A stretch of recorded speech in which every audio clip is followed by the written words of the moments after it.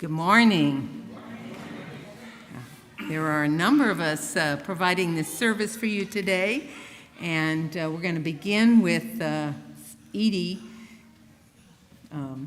making our magic bowl sing.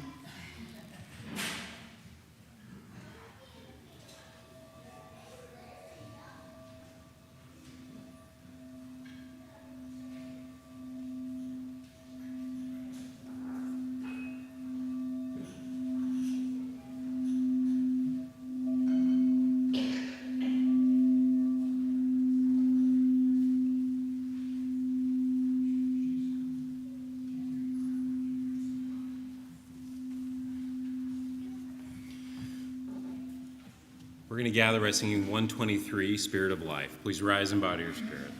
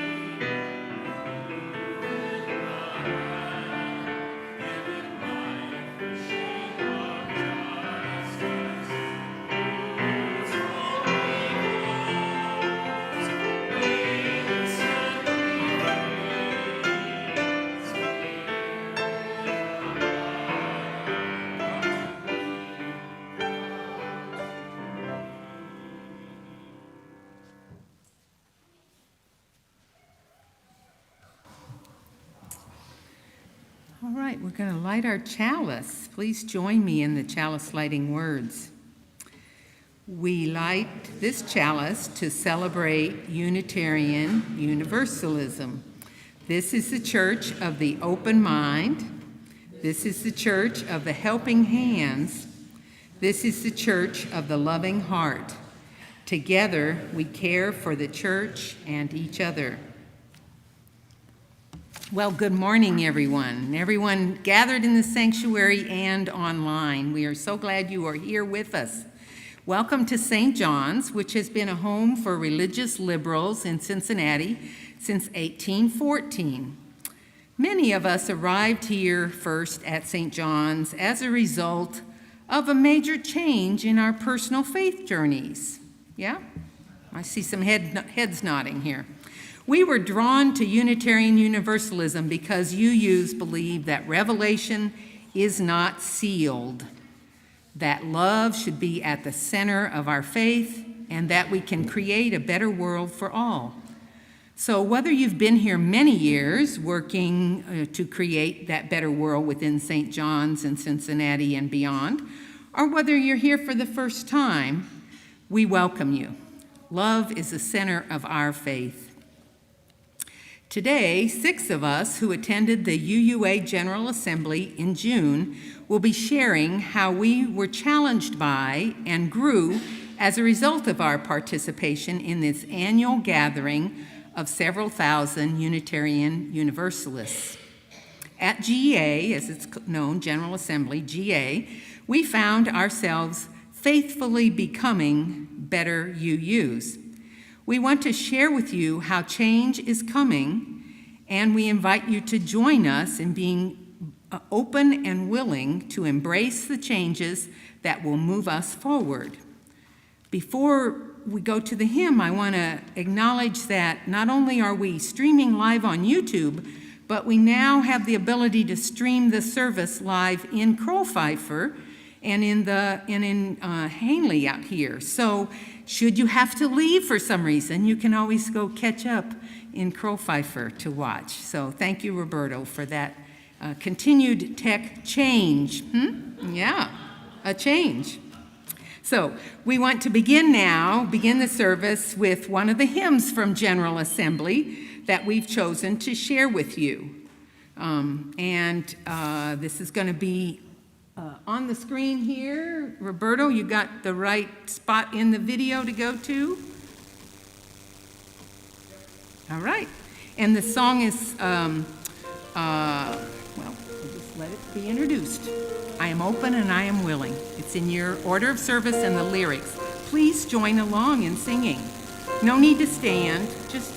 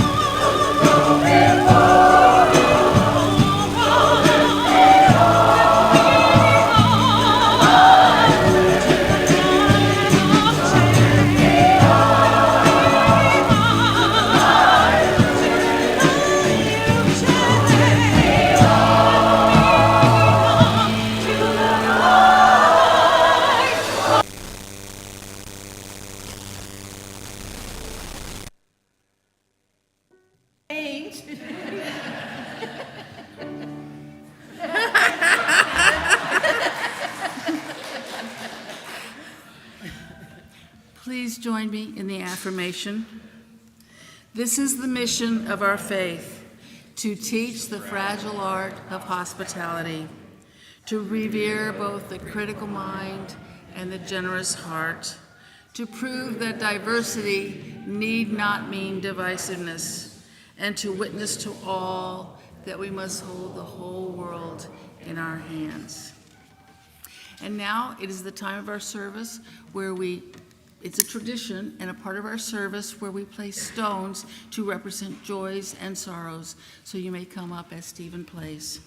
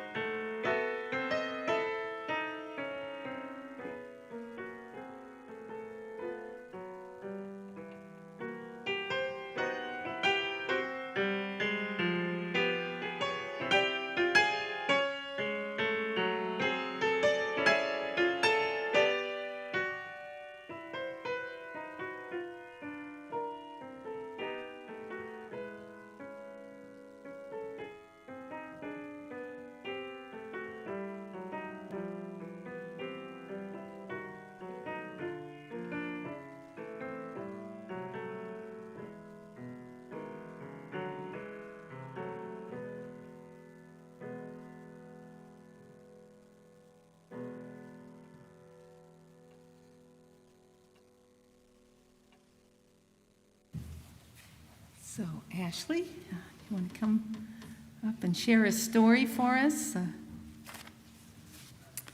We will come back to our song, Change is Coming, and we appreciate Stephen's flexibility with the flow of our service. That was a beautiful nocturne, wasn't it? Thank you, Stephen. Ashley?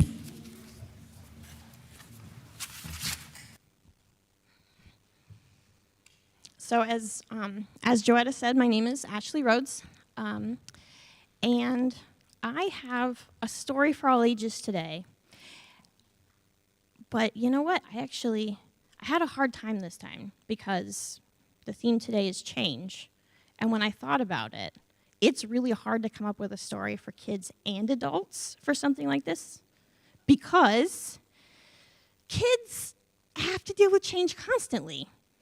And so some of the things that I was thinking, well, these are the things that maybe adults, might need to hear or want to hear, but like kids are in a completely different place, right? How many of you already started school? Yeah, last week? Yeah. New teachers? Yeah. New kids in your class? Yeah. Like that happens every year, right? Yeah. I mean, most adults don't change their job every year. Coworkers every year. So sometimes what kids need is just, space to adjust, right? That's what I spend a lot of time with my kids on. Like, one of my kids this weekend my kids haven't started school yet. So one of my kids was really nervous about it. And so we had to have some, space to talk about it, right? Did any of you guys need that? Like, yeah.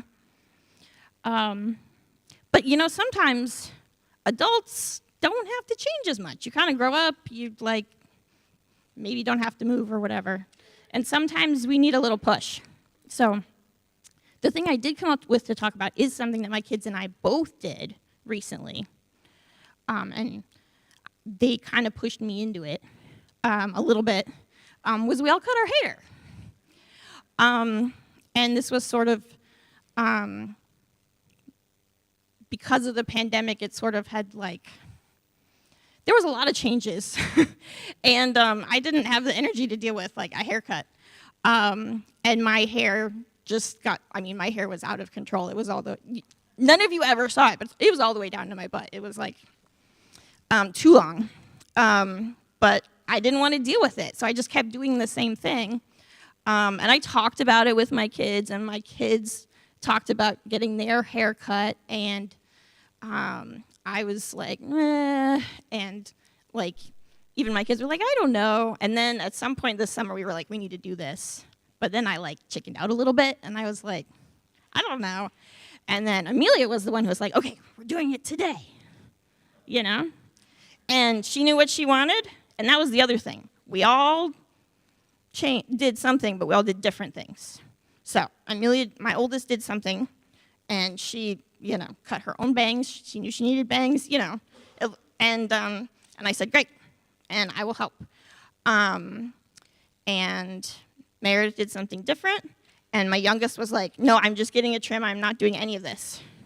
And I cut my hair I cut like 3 feet of hair off or something ridiculous like that. That's an exaggeration. Yeah. And then we needed like some time to adjust afterward, right? My kids have never seen me with curly hair because it's been too long to have curl, and that surprised them. And there are things that you can do with long hair that you can't do with short. But we did it together, and I think that was the important thing for us, was we all needed something different, but we did it together. So that's some of the advantage of like when you guys have to do changes, right? It's not like you're the only one that's getting a new teacher, right? Everybody's getting a new teacher and a new classroom, right? So it's like, well, yeah, this is what we're all doing it together, right? Okay, so not quite everyone, you're right. Sometimes we have the same class. But it's pretty normal, right? But that's a very good point. Sometimes not all of us are going through it, the exact same thing. But yeah, so that was what I wanted. That was the thing that I thought about when I thought about, like, well, what helps with change is we might all be doing something slightly different. Maybe sometimes we're not getting a completely new teacher, but we're all doing it together, right? So there you go. That was my story for today, and we are going to light our chalice, and we're going to take it downstairs. Okay.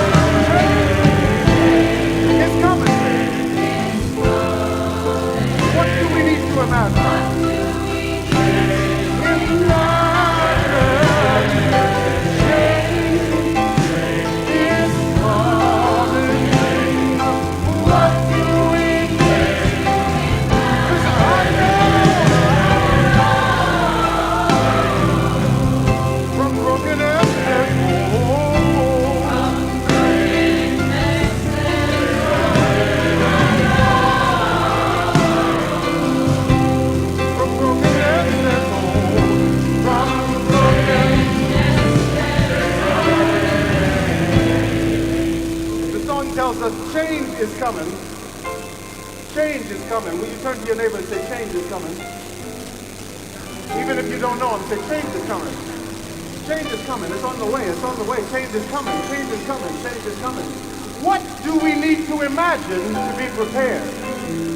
What do we need to imagine to get ready? Not to predict it, but to get ready for the surprise. What do we need to imagine to get sure footing for the change that's coming? My, if that isn't the refrain for the rest of our days, I don't know what is. Change is coming. What do we need to imagine? What do we need to know? What do we need to imagine to be prepared for the change?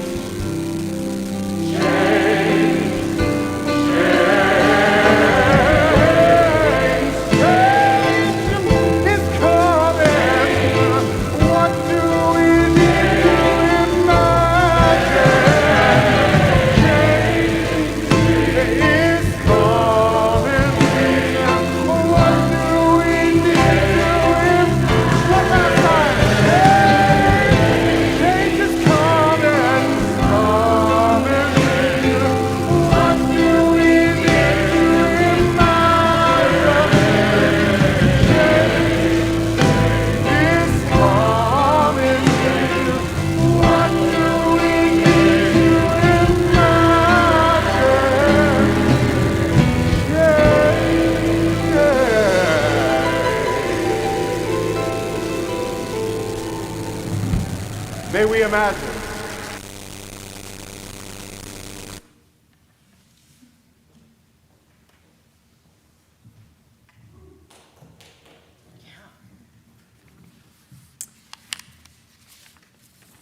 An extra stone has been placed for the unspoken joys and concerns still in. An extra stone has been placed for the unspoken joys and concerns.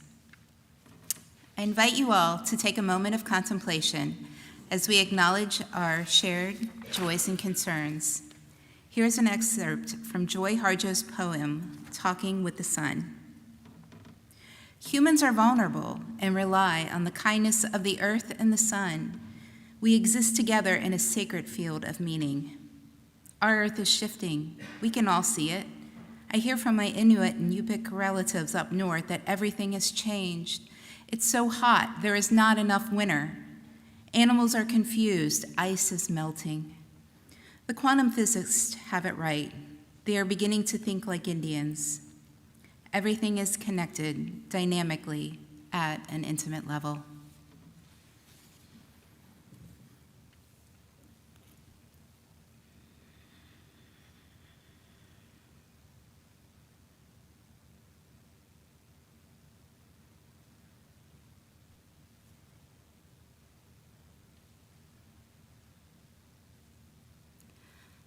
Now, I'd like to invite you to give monetary gifts to contribute to the good work of St. John's.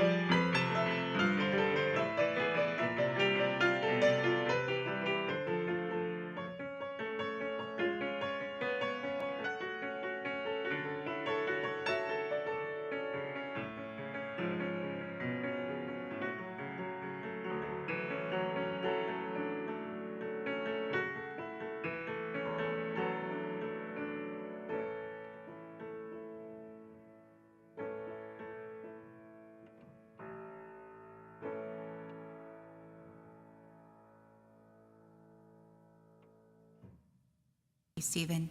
All right, I'm changing it up. I forgot to read these. Change. First from Nicole Stanforth. Joy and excitement that her brother is embarking on the PBBP bicycle race this evening. Predating the Tour de France, it goes from Paris to Brest and back, 1,200 kilometers, about 745 miles in 84 hours. And an update on Edie's daughter-in-law, Pumla, in Germany. She is off all breathing support and has moved out of ICU into a general ward. Hopefully she'll be able to come home soon. Thank you.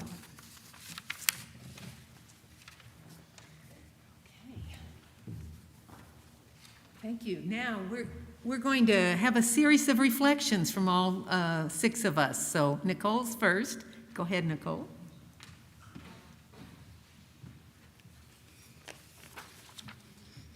Good morning. Morning. My name is Nicole Stanforth, and I've been a book member here for 10 years. I am a middle-aged woman with my hair currently dyed in fire colors and wearing jeans, the bright yellow Side with Love t-shirt, and a beautiful chalice necklace brought back from GA. In all my time coming here, this is the first time that I've had any real interest in General Assembly. I've been perfectly happy in my little bubble, attending church either online or in person on Sundays, and generally just living my life. So what changed this year? Well, in a phrase, FOMO. Who knows what FOMO is? Fear of missing out. So I had heard about the upcoming changes to Article 2 that Joetta will be talking about next, and I could tell it was gonna be a big deal. And secondly, Reverend Mitra left. I was in the totally blindsided camp, and I did not like it. Not to equate myself with Aaron Burr, but I like to be in the room where it happens. So I decided to get involved and applied to be a delegate for GA. I ended up being an alternate, but I'm still glad I was able to virtually attend. I admired how the speakers in the business sessions were balanced between both online and in person, and pros versus cons. I learned a lot from the inclusiveness that Melissa Rowland has been talking about, and I was impressed when some attendees included in their introductions whose tribes of the First Peoples were the land that they came from. It made me wonder who inhabited the lands here of St. John's and my own home long before we came. As I watched the sessions, I discovered that I have been missing out. Not just on the business portions with Article 2 and other important matters on a larger scale than my little bubble, but the spiritual aspects as well. Everybody knows about the Sunday service at GA, but there's actually 2 other services every GA that I had no idea about. One of them is the Service of the Living Tradition. To put it simply, it's a service about honoring changes in the lives of our ministers and leaders. During that sermon, Reverend Chris Bruce was talking about change in churches and told a story from a congregation where he served as a student minister just north of here up in Oxford, Ohio. Now, I am sure that this has never happened here at St. John's, but his church was experiencing a super long board meeting where nobody was in a hurry to make a decision. Never at St. John's. The board president, Alan Miller, exclaimed, "Organizing Unitarian Universalists is like herding turtles." So the church cheer was born. Go, turtles, go! The services also reconnected me with beloved music that speaks to my soul. I was inspired to create a YouTube playlist titled Sleep Meditations. It includes the most calming, loving songs that heal me, starting with the meditation on breathing that was sung during the service and continuing with other songs like How Could Anyone, Standing Stones, and Blue Boat Home. Yes, every year, members get up here and sing the praises of GA. And I had the attitude of, yeah, that might be cool someday. And that was about it. I mean, I am too busy and too poor to be doing all that, right? But I was pleasantly surprised by General Assembly. And I'm glad I chose to attend. So, if or when you're ready to not have FOMO about General Assembly, you can cheer yourself on. Go, turtles, go! Thank you, Nicole.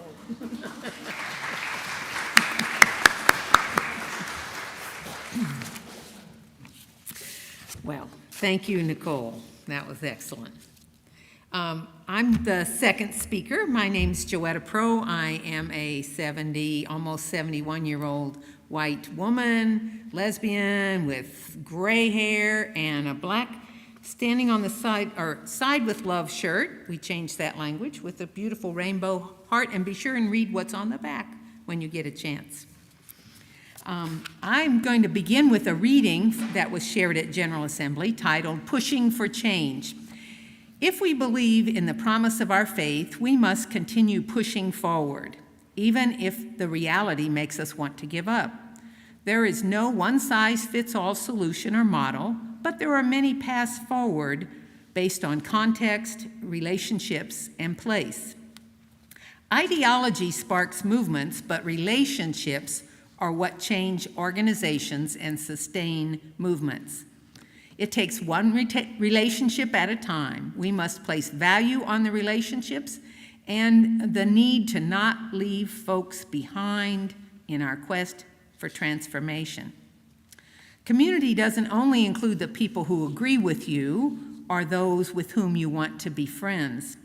Our UU faith is a small religious community of people who are not bound by creed, but instead are bound by principles, values, and covenant, with a need for intellectual rigor combined with spiritual depth and humanist love. We must embody the changes we wish to see and not just say that we believe in the changes.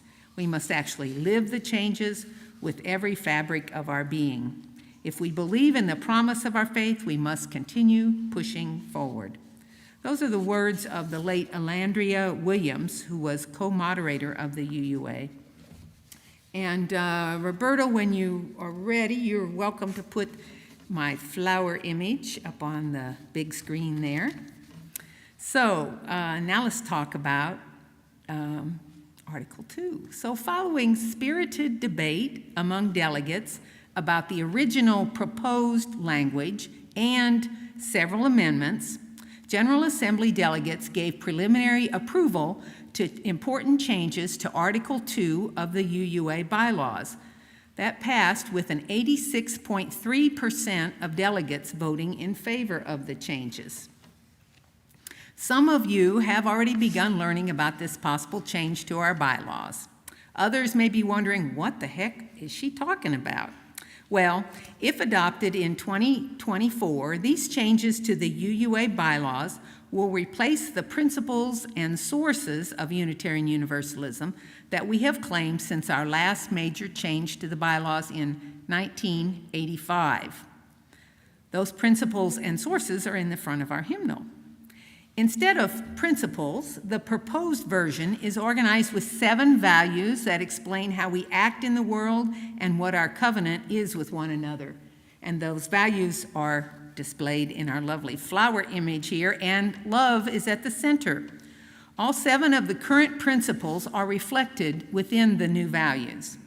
and the core value of these is love. The Article 2 Study Commission has been working on this proposal for almost 4 years, receiving input from about 15,000 UUs around the country. This effort has been extensive, and it is not over. The vote in June meant that congregations, including us here at St. John's, can spend this year going deeper into these values, exploring them to see how they fit for us. Then congregational delegates will come back to General Assembly next June, ready for a final vote. In today's service, we're discussing the challenge of change and the importance of centering loving community as we deal with change. If we are truly going to put love at the center of how we live our faith in the world, this means using our loving community to guide us through the many feelings that people have about change. This will be true when we're talking about the impact of changing from principles to values. Love will also be a critical ingredient for discussions about changing from the aspirational tone of the current principles to the covenantal action statements reflected with the values. And as St. John's begins our, I believe it's 209th year as a congregation, love will need to be centered here as we discern what changes lie ahead for our beloved congregation. So it is my hope that you will try on our new values statements. I invite you to engage with others during the year ahead to explore how change can lead us forward if we are open and willing. May we all ponder how living from these values enhances our faith, our congregation, and our world. Thank you. And next is Edie.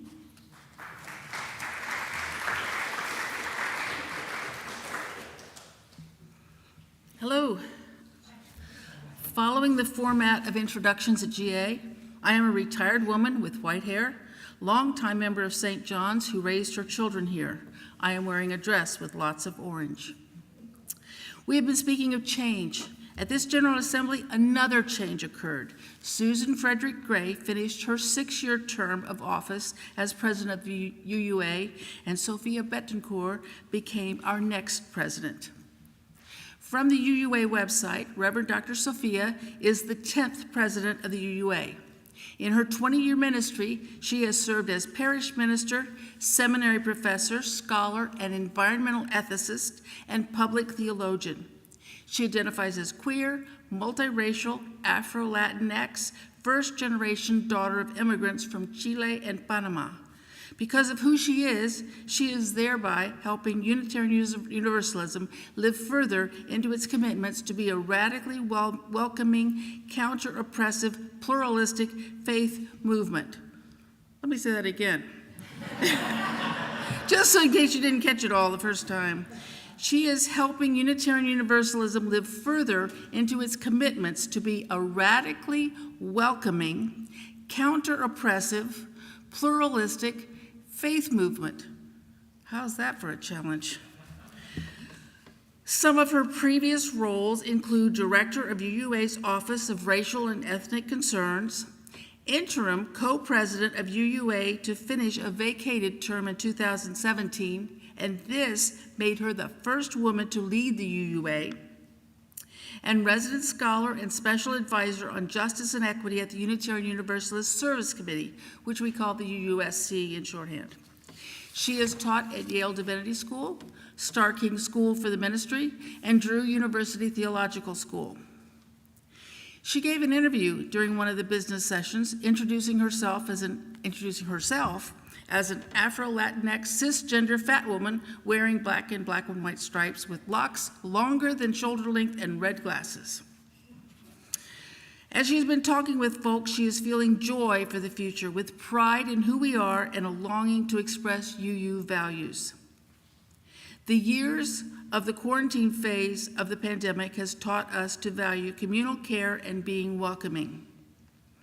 I'm quoting her here. She talks of a spectrum with joy on one end, longing on the other, and work in the middle.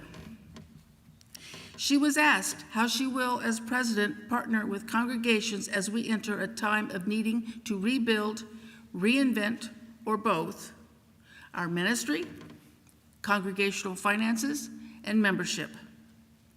As a theologian, she feels the UUA is the institution that holds close the covenant that we hold with each other in community. Risk-taking is central to figure out new ways of being. She worries about individuals that must risk on their own. The UUA is a way to share risk, innovation, and share resources. And it just so happened that, Ashley mentioned that about how when you share your change. So there you go. We're actually coordinated without knowing it. She asked for grace, as risk requires a willingness to fail, to love each other through our failures. She has quite a way with words, hearing excitement from folks at GA and calling it a messy, beautiful, rich mix of how we express ourselves, being even publicly obnoxious about our values. As a child of immigrants, she cannot overemphasize how important our global community is to her, to bring the life-saving message of UU, of Unitarianism, and of Universalism to all wanting to listen. She's excited with the work of our international office in Europe and around the globe, that we need to be out there in war and conflict, trying to be of service. One thing I discovered many years ago is the use of the words beloved community at GA. Throughout the interview, she called all of us listening beloveds many times. When she was talking about our role in the world, she extended that word to everyone, beloveds around the globe, UU or not. I think that is a wonderful way to speak of humanity. I'm looking forward to the next 6 years of her leadership.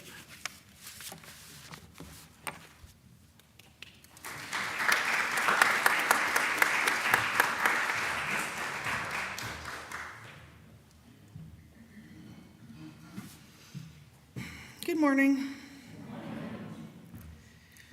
My name is Melissa Rowland. I am a mid-40s, brown hair with gray streaks, and I'm wearing brown and shades of brown. I'm not going to tell you everything that I learned at GA because it was 4 days long and I only have 4 minutes. But the following are just a couple of the thoughts that I've still been chewing on even months after GA has ended. One of the workshops I attended was called Disrupt Church. It was led by the leaders of the Community Church of New York City. You can find the Disrupt Church movement on Facebook if you want to continue the conversation that I start with you today. The workshop was an hour and a half long, and I do hope to be able to share that with small group in the future, so keep an eye on your order of service and your e-news for when that might be available, as well as other workshops. I learned in that workshop that our faith has lost 100,000 members in the last 50 years. And in the last 10 years, we've lost 18,000 children in our religious education. And this is not uncommon among organized religion. Actually, us being a liberal faith, we're doing a little better than some others when it comes to the loss of members. What used to work for families on Sunday morning needs to change. Disrupt Church invites you to think outside of the way that we've always done things. One thing I learned in that workshop was that there's 3 types of social structures in churches: the hierarchical, the consumer, and the citizen. In the hierarchical model, there's typically a man, often white, who claims to have the best interest of all under him at heart and works to protect and discipline those beneath him. The attitude there is, guide me, protect me. The consumer model is the one where you show up to get stuff. You show up to get your needs met, to receive services. It's like, having coffee hour provided for you, or for the belief that programming provided by paid staff will make or break the congregation, as if it's up to paid staff to do everything for the success of the church. And the attitude is serve me. And you come to church to be served. In the citizen model, the individuals all take equal responsibility for their part in making church successful. They see themselves as an important piece of a larger puzzle. They give of themselves in a variety of ways to our larger faith and to our community. And they feel the support and care from others who are doing the same. This is a participatory congregation, not to be confused by a congregation that has a couple of very committed volunteers doing everything. Everyone has ownership in the outcome when we're citizens.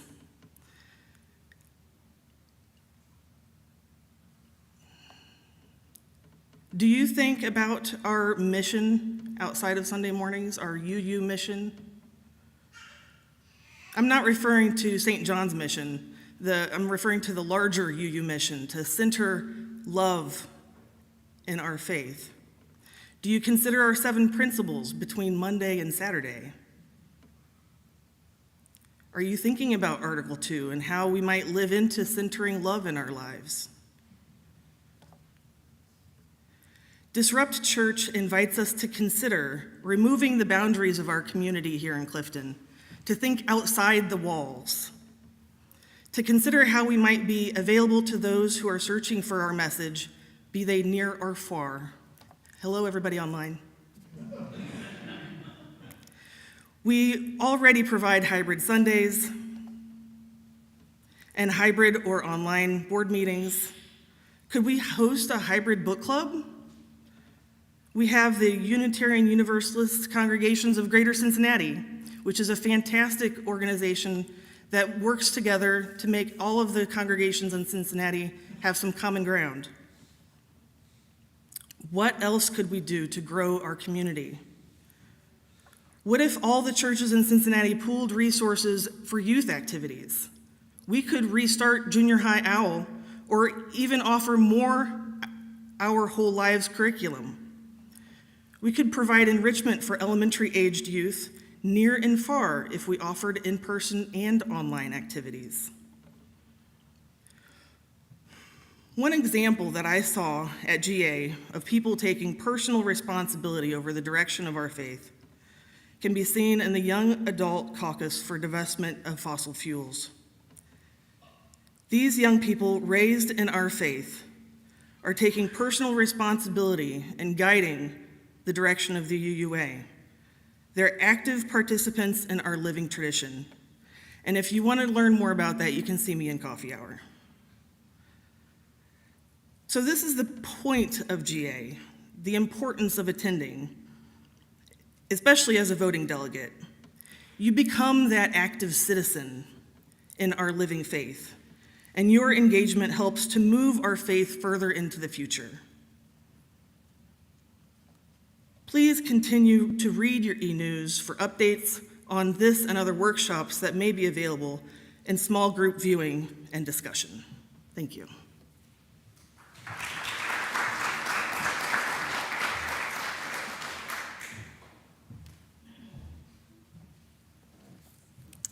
Greetings, friends.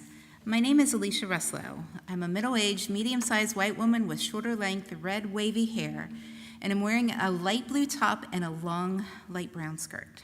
I am grateful to have been born, raised, and am standing within the ancestral lands of the Shawnee and the Miami nations within this beautiful region of Ohio. I currently serve this congregation as the team leader for the meditation group. First, I'd like to thank St. John's for allowing me to serve as one of your delegates during the 2023 General Assembly. Faithfully Becoming was the GA theme this year, and change is what stood out to me. After attending a few business sessions, I felt like many of our older, long-term UUs were crying, "Slow down, we're changing too fast," in regards to whether we keep the principles or switch to values in our bylaws, while many of our younger, lifelong members screamed, "Hurry up, we're changing too slow," when it comes to climate change. They implored us to divest in fossil fuel companies while making reparations to the descendants of Native Americans and slaves. I wondered if our faith would be big enough to hold and honor our elders as well as our youth. At one point during the divestment discussion, I asked myself, do we have to play by capitalist rules in a capitalist country? I turned to some of the on-demand workshops to answer that question. The Exploring Pathways to Fossil-Free Personal Divestment with Reverend Dr.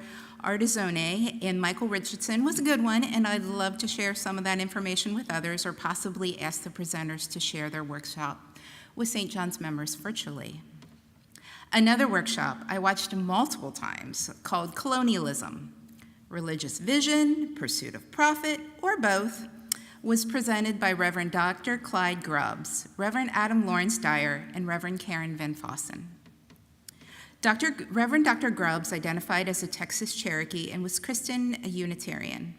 He talked about the history of Unitarians as it related to the history of colonialism, the Revolutionary War, and the founding of the United States. He said, history is not simply a recital of past events. History done well is an examination of choices made in the past that still impacts us today. Reverend Dr. Grubbs described colonialism as a means of extracting resources for the prosperity of the colonizing country. I started to wonder if capitalism today was doing the same thing as colonialism did in the past. I'm not an economist, and I recognize that my understanding of capitalism may be extremely naive. But it seems to me that instead of a colonizing country receiving the profit from the extractions, it is private individuals, companies, and investors that are profiting. So the next question became, are we Unitarian Universalists benefiting financially from extracting from the earth, and is this system continuing to oppress people of color? And maybe more importantly, are we willing to turn a blind eye to the harm being done so we can have a healthy, consistent return on our endowment funds? I took comfort when I listened to the interview with our new UUA president, the Reverend Dr. Sophia Betancourt again. She described herself as an environmental ethicist who understands the issues of climate justice and sees the need for a fossil fuel-free future as urgent. I practiced that one. She stated her commitment to this process and asked us to work together to divest in fossil fuel companies with an understanding about issues of class, reparations, and environmental racism. I'm with her. Whether we do this work as a manifestation of our first and seventh principles or because we value love, equity, justice, and interdependence is irrelevant to me.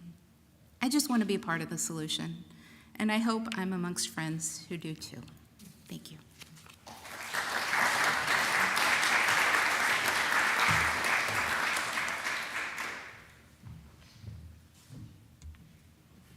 I'm the last one. I'm Nancy Henry. I'm an older white woman, and my once very auburn hair has faded immensely. I wear glasses and I'm dressed in black today. When my husband and I arrived at St. John's in 2010, Phil was told that as an atheist, he would be in good company here. Since then, I have been curious and grateful that many Unitarian Universalists lack a belief in a traditional God. So, when I was perusing the workshops and webinars offered at General Assembly this year, I was drawn to a webinar called A History of How God Became Optional. Dr. Isaac Barnes May has done extensive research into God-optional religious groups and has written a book about how Quakers, Reconstructionist Jews, and Unitarians evolved during the early 1900s into faiths that not only allowed but eventually welcomed members and even ministers who did not believe in God. It wasn't an easy transition for any of those groups, and Dr. May goes into great detail describing the leaders and the processes of change for each religion. By the way, his book can be found online for $88 for the Kindle copy. So I don't know how gigantic it is. Since this webinar was for UUs, though, Dr. May talked mostly about men like Curtis Reese, William Sullivan, John Hassler Dietrich, and Charles Francis Potter. All these men had radical views for the late 1800s and early 1900s, and most had left other religions, sometimes by choice, sometimes not. They found their way to becoming leaders of Unitarians who had a more accepting theology. There was controversy that went on for years within our faith, but even in the depths of discord, Unitarians agreed that unity of spirit, not the unity of opinion, would hold us together. And they were successful over time. Our denomination did not split over this issue. Our theology expanded. Today we have no creed, and belief in God is indeed optional. Excuse me.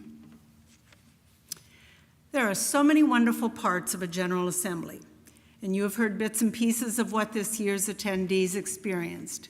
We don't have nearly enough time to cover even half of what we appreciated. But I'm going to conclude with an often overlooked aspect. The exhibit hall deserves mention. So much you can buy. Books, Alicia's skirt, Joetta's shirt, was it Nicole's necklace? Probably things I've missed. I bought a sticker for my car so I can find it, big UUs. Anyway, you can buy so much there, but you can also learn a lot by talking to a lot of the exhibitors. This year I spent time talking with a man named Gary who volunteers with the Final Exit Network. This organization does extensive work promoting the right to die on our own terms. Did you know that in 1988, the UUA was the first religious body to affirm the right to die with dignity? Dying with dignity is almost a cliche, yes, but dignity is not surviving as long as possible. We're not accepting of each other's dignity if someone else can determine for us how we must die. The Final Exit Network excuse me, offers information about compassionate options one can and should have about dying. The organization offers many services, speakers who will come to speak at no cost to a group, individual help in locating places that allow medical aid in dying, monthly forums by Zoom when people can discuss issues. Plus, the website has a great blog and quarterly online magazines that cover a wide variety of topics that relate to all kinds of endless end-of-life issues. Most of what the Final Exit Network does is free, although memberships are offered and donations are needed.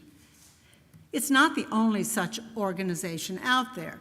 Ann Schur talked about the Ohio end-of-life options last year, but this is the one that I connected with in the exhibit hall.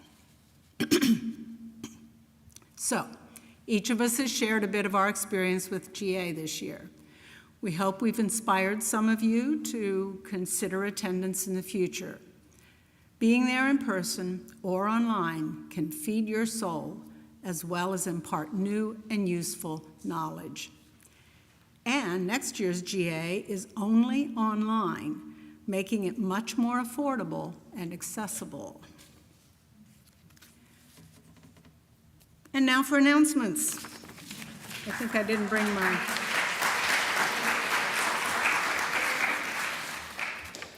Somebody. All right, I lost my paper. Okay, thank you. Whoops. Yeah, this is the one. Thank you. I got it all now. All right. In your order of service, you can refer to the Tai Chi that's starting in September, the Compassionate Communication Group starting in October, the men's potluck groups, the men's group potlucks that are continuing monthly. All those dates are there, and they're also in the e-news every week. Flowers, you can sponsor the flowers on the altar and take those flowers home with you. Imminently, right after the service or at 12:20, the meditation team and anybody who's interested in meditation should meet in the chapel over here with Alicia and others. And Nicole has something she wants to talk about. I bet you can't guess. So switching hats from GA to my metaphorical hat, because I think my daughter permanently borrowed it. It's that time again. It's still 6 weeks away, but for the many of you who have participated in the past, you're already getting emails about this year's Out of the Darkness walk. For those of you who have not participated, the Out of the Darkness walk is a short-ish walk held at Sawyer Point to raise funds for the American Foundation for Suicide Prevention, or AFSP. St. John's has participated since 2014, with the exception of the virtual walk in 2020. For years, the AFSP has had a goal to reduce suicide by 20% by the year 2025. This is a rather challenging goal and ambitious, since you may have heard the news reports just last week that, according to the CDC, suicides reached an all-time high in 2022. But they're not giving up. They have 4 key strategies to reach their goal. Number 1 is funding scientific research. Number 2 is educating the public about mental health and suicide prevention.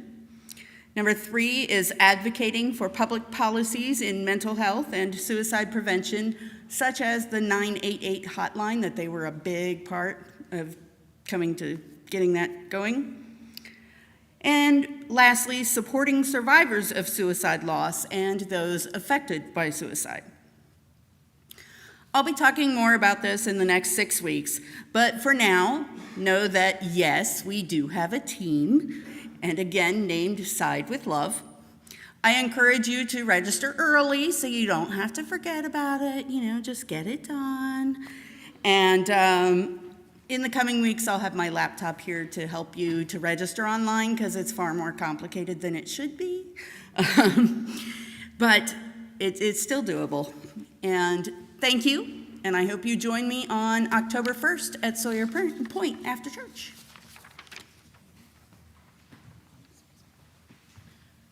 Before we sing the closing hymn, I want to also add an announcement. August 31st will be the choir's first rehearsal back in order to begin the fall music adventure. Now, what I would like to do is invite anybody who either hasn't been in a while or has ever thought about singing along with us to come, because the very first choir rehearsal on the 31st, we'll do some music, but then we'll also have a little get-together afterwards to just socialize a little bit. So even if you just want to come, test it out, test the waters, we're going to, what time? Same time as always, 7 p.m. on August 31st. That's a good point. That's when rehearsals are, Thursdays, 7 p.m. And we'll rehearse for a little bit and then eat some pizza together or whatever else, I guess, shows up. But come, join us. See if you want to do that. And then our very first time that the choir will be singing will be September 10th, the weekend after Labor Day or whatever. So please come and join us now. We're going to sing Woya Ya, 1020. How many of you are familiar with this one? All right. How many of you have a book with you? Okay, good. So just remember, maybe you won't remember because there's going to be words up there, but on the second page there's like lots of repeats, and then like, here we go, right?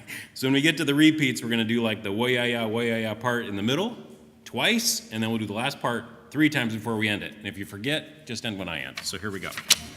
All right, please rise and bow to your spirit, and let's sing Way-Ya-Ya. We are going, heaven knows where we are going, but we know when, and we'll get there. Heaven knows how we will get there, but we know we will.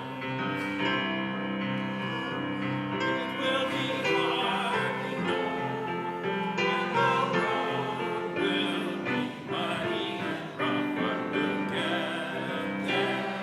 Heaven knows how we will get there, but we know we will.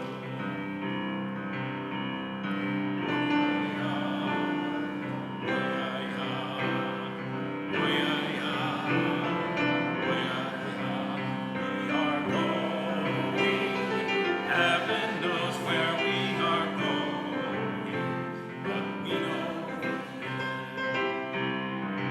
and we'll get there. Heaven knows how we will get there, but we know we will.